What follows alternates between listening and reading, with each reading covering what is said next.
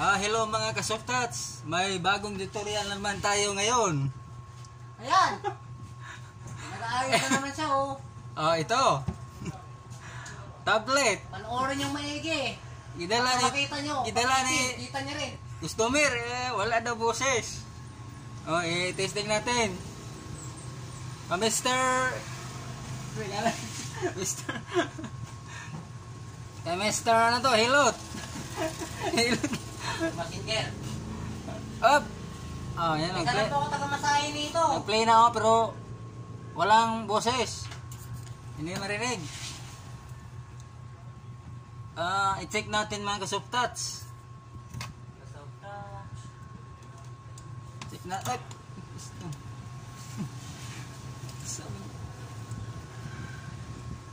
I-check natin mga kasoftats kung may anong diferensya sa loob.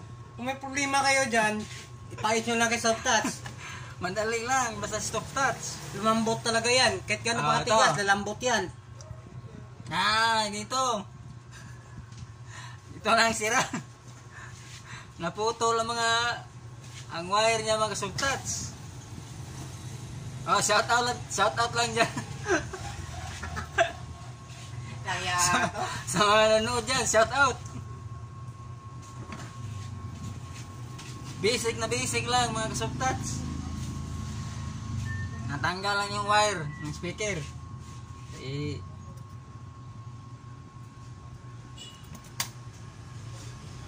Kabit lang, balik lang natin sa ano. Maaari po bang palitan yung yun dyan? Sabi daw ng may-ari, palitan daw. Ito na mga kasoftats, kabit ko na ang wire. Isolda na. Ganito ang maghawak mga kasoftats ng soldering iron.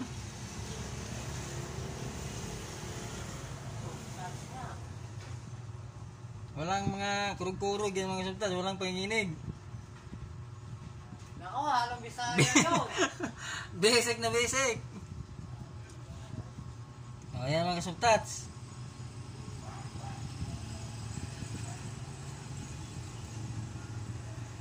Basic lang.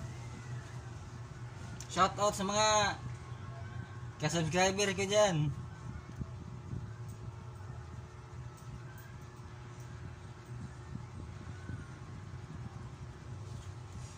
Ayan mga kasoftats, tapos na yung speaker.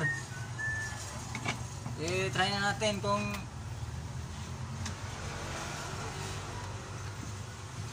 naayos ba.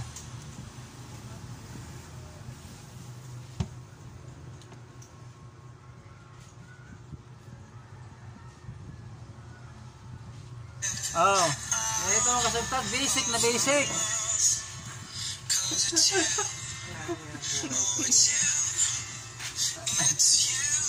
May tunog na.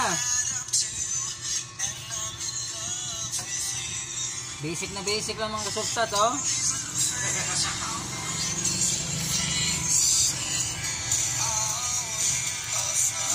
ano na siya? May music na. Okay ba? Ayan mga kasoftats. Kung hindi pa kayo nag-subscribe, subscribe na kayo para marami kayong matutunan dito sa tutorial natin. Ayan lang, babos.